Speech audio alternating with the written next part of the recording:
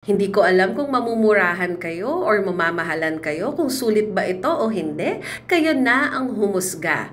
At dahil catering is life, motherhood is lifer, and TikTok is lifest, meron tayong order from one client and this is good for 70 packs. O, pang 70 na tao ito This is worth 42,000 pesos. So, uumpisahan natin sa smoked carbonara na tig 2 kilos ang isang tray and nag-provide kami ng 5 trays. So, in total, 10 kilos of pasta.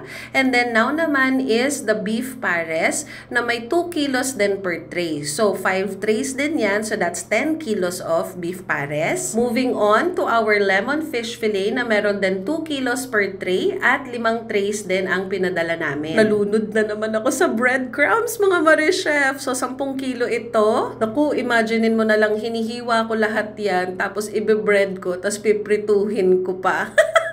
Naku talaga ang lemon fish fillet. Minsan tinataguan ko na yan. So now naman, chicken parmigiana, 2 kilos ulit per tray. Tapos 5 trays ulit yung pinadala natin. So total, nasa 40 kilos na mga Marichef. Ayan, so iwe-welding muna natin bago natin i-bake para matunaw yung cheese at mag-produce siya ng parang burnt taste na nag-a-add ng certain umami. O, diba? Magkakambal si lemon fish fillet at saka si chicken parmigiana. Breaded na naman. Nalunod na talaga ako sa breadcrumbs, mga Marichef. And of course, dahil napansin namin na malaki naman ang order nila at parang walang vegetable, nag-add na rin kami ng free na 5 trays of baked vegetables. O, diba? So, sa isang tray naman na to, tigwa 1 kilo lang kasi mabigat naman na to sa tiyan. Tapos, for the rice naman, meron tayong per tray na 15 cups. So, total 75 cups yan. So, ang na-out ng kitchen ay 30 trays. And then, meron pa tayong 70 pieces na pesto chicken spaghetti